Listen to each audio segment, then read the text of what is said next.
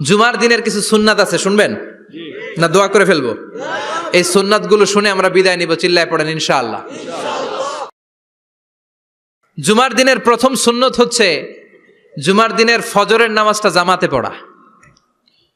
সবাই কয় খাইছে, হুজুরে ধরছে জায়গা মতো, আসল জায়গায়। জুমার নামাজের প্রথম সুন্নত হচ্ছে ফজরের নামাজটা কি পড়া? জামাতে। আফদালুস সালাওয়াত ইনদাল্লাহি সালাতুল ফাজরি ফি ইয়াউমিল জুমআতি ফি জামাআহ। বিশ্বনবী বললেন জুমার নামাজের 15টা সুন্নত মুখস্থ রাখতে হবে। 1 নাম্বার সুন্নত ফজরের সালাত জামাতে পড়তে হবে। 2 নামাজ মুনাফিকদের কাছে সবচেয়ে কঠিন, একটা হচ্ছে ফজরের নামাজ আর একটা এশার নামাজ। এক আলেমকে জিজ্ঞেস করা হলো ফজরের বাতাসটা এত ঠান্ডা আর স্নিগ্ধ কেন? আলেম উত্তর দিয়েছিল, কারণ ফজরের বাতাসে মুনাফিকদের নাকের দুর্গন্ধ মিশে না। ফজরের বাতাসটা স্নিগ্ধ, ফজরের সময় আল্লাহওয়ালাদের আনাগোনা, মুসল্লিদের আনাগোনা, ইসলামের পক্ষের শক্তির আনাগোনা। চিল্লায় বলেন ঠিক কিনা? মসজিদে নববীতে জুমার নামাজের দৃশ্য আর ফজরের নামাজের দৃশ্য ছিল এক। বাংলাদেশে ফজরের নামাজের দৃশ্য আর জুমার নামাজের দৃশ্য এক নাকি?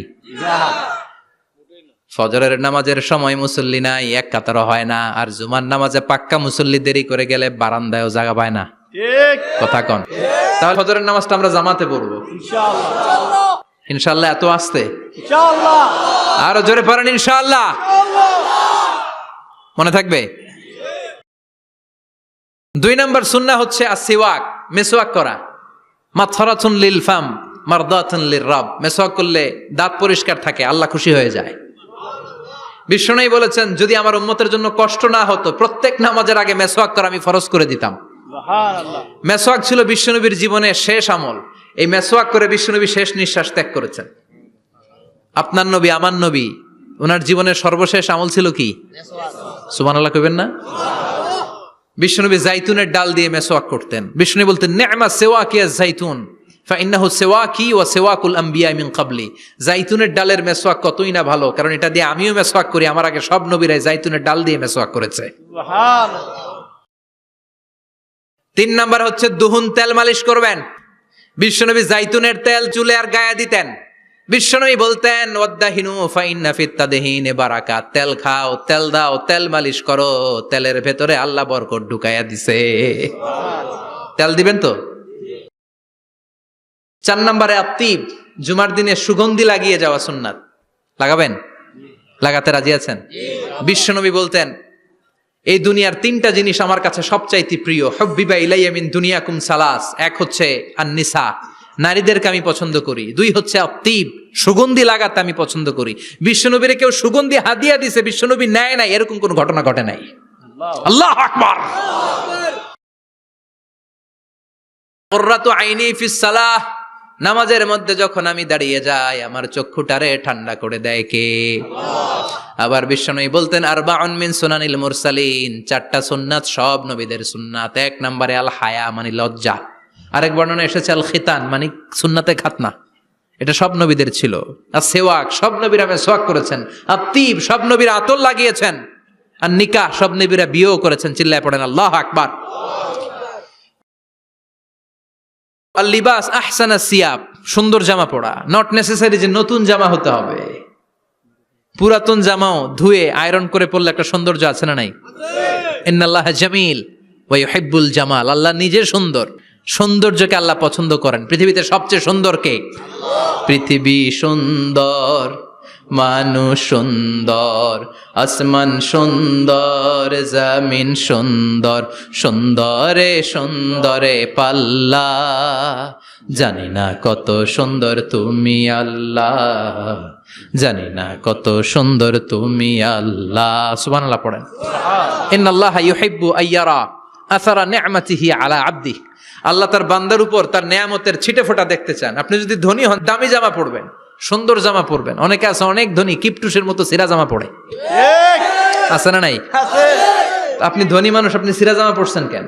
আপনার যে সম্পদ আছে এটার বহিঃপ্রকাশ আল্লাহ দেখতে পছন্দ করে। আপনাকে যে আল্লাহ কি নাজ নেয়ামত দিয়েছে, অহংকার ছাড়া স্বাভাবিক বহিঃপ্রকাশটা আল্লাহ দেখতে পছন্দ করে। কোন সুবহানাল্লাহ। এরপরে ইকসারুস সালাহ আলান নবী, বিশ্বনবীর উপর বেশি বেশি দুরূদ পড়া।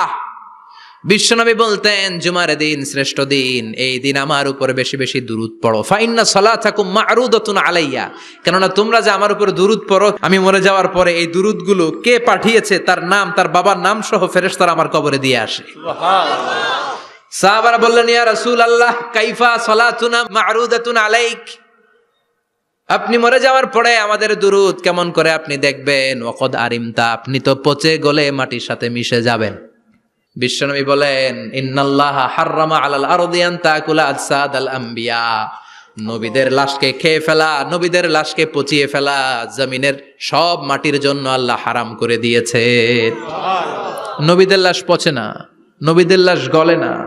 যারাই বিশ্বনবীর উপর দুরূদ পড়বেন, আপনার নাম সহ, আপনার বাবার নাম সহ, মালাইকাতু সাইয়াহিন, একদল ফেরেশতা আছে শুধু রাউন্ড দেয় গোটা ওয়ার্ল্ডে।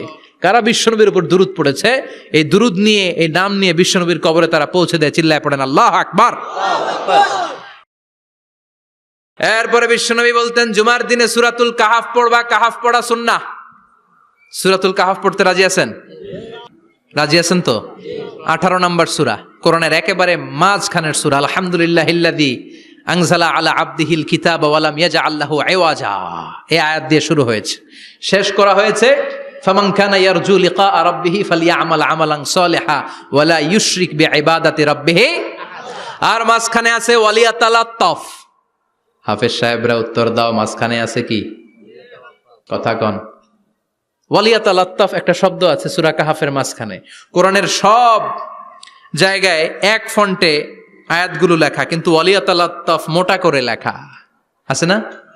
ডবল ফন্টে লেখা, মোটা, কারণ এটা কোরআনের একেবারে মাঝখানে অবস্থিত এই শব্দটা ওয়ালিয়াতালাত্তাফ। এর আগে যত শব্দ, এর পরে তত শব্দ, এর আগে যত কোরআনের অক্ষর, এর পরে তত অক্ষর। সুবহানাল্লাহ বাড়িতে গিয়া সুবহানাল্লাহ। বিশ্বনবী বললেন সূরাতুল কাহাফ যে তেলাওয়াত করবে ইয়াকুনু লাহু নূর, এই সূরাতুল কাহাফ কিয়ামতের দিন তার সামনে বিশাল একটা আলো হয়ে আসবে। এই আলো দিয়ে পুলসিরাত পার হয়ে ওই বান্দা জান্নাতের ভেতরে ঢুকে যাবে। আবার বিশ্বনবী বলেন যারা সূরাতুল কাহাফের প্রথম 10 আয়াত তেলাওয়াত করবে জুমার দিন, শেষের 10 আয়াত যারা জুমার দিন তেলাওয়াত করবে, দাজ্জালের ফিতনা থেকে তাদেরকে মুক্ত রাখবে কে? আল্লাহ। সুবহানাল্লাহ পড়বেন না? সুবহানাল্লাহ। সূরাতুল কাহাফ দিয়ে সকাল শুরু করতে রাজি আছেন? সবাই রাজি? এরপর আত-তাবকির ইলাল মসজিদ, মসজিদে আগে আগে যাওয়া সুন্নত। আগে যিনি যাবে উনি কি পাবে? তারপরে গরু, তারপরে বকরি, তারপরে মুরগি, মুরগির পরে ডিম না আন্ডা? আন্ডা। আল মাশিউ আলাল ইকদাম, বিশ্বনবী বললেন হেঁটে হেঁটে জুমার নামাজে যাওয়া সুন্নাহ। রিকশা, হুন্ডা, সাইকেল, সিএনজি দিয়ে গেলেও হবে, কিন্তু হেঁটে হেঁটে গেলে সওয়াব বেশি না কম? প্রতি কদমে কদমে আমলনামায় সওয়াব দিয়ে দিবে কে? আল্লাহ। এরপরে বিশ্বনবী বললেন আদামু তাখাত্তি রিকাবান নাস, মানুষের ঘাড় ডিঙ্গিয়ে সামনে না যাওয়া সুন্নাহ। অনেকে জুমার দিন আসে সবার শেষে বসতে চায় সামনে, এরকম ডাকাইত আছে না নাই? বিশ্বনবী জুমার খুতবা দিচ্ছেন, হঠাৎ এক সাহাবী সব সাহাবীর ঘাড় ডিঙ্গিয়ে ডিঙ্গিয়ে সামনে আসতেছে বুলেটের মতো। বিশ্বনবী বললেন থামো, এজেলেস বসো মিয়া, ফাকাদ আযাইতা ওয়া আনাইতা, আসছো দেরি করে আবার মুসল্লিদেরকেও কষ্ট দিচ্ছ। যেখানে জায়গা পাবেন ওইখানে বসবেন, মানুষের ঘাড় ডিঙ্গিয়ে সামনের কাতারে যাওয়া এটা ঠিক না। এজন্য জুমার দিন আগে আগে আসার চেষ্টা করবেন। রাজি আছেন তো?